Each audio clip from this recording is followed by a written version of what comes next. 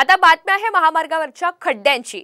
राज्यामध्ये पंढरपूर ते वाखरी या 8 किलोमीटर राष्ट्रीय महामार्गाचं काम गेल्या काही महिन्यांपासून रखडलेलं आहे आणि त्याचमुळे पुणे आणि साताऱ्याकडे जाणाऱ्या वाहन चालकांना मोठी कसरत करावी लागते।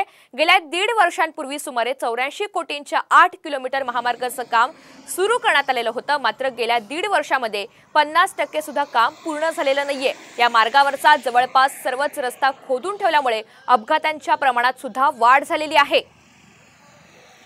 दरम्यान या रखडलेल्या महामार्गाचा आढावा घेतलेला आहे आमचे प्रतिनिधी भारत नागणे यांनी। पंढरपूर ते वाखरी या 8 किलोमीटर अंतर पालखी मार्गाचं काम गेल्या काही दिवसांपासून ठप्प झालेलं आहे। हे आपण बघतो की हे अर्धवट पद्धतीनं हे काम सध्या बंद पडलेलं आहे। पंढरपूरहून पुणे आणि सातारा या दोन महामार्ग या ठिकाणून जातात, मात्र गेल्या काही दिवसांपासून या मार्गाचं काम ठप्प आहे। जवळपास 74 कोटी रुपयांचं हे नॅशनल हायवेच्या माध्यमातून हे काम सुरू होतं।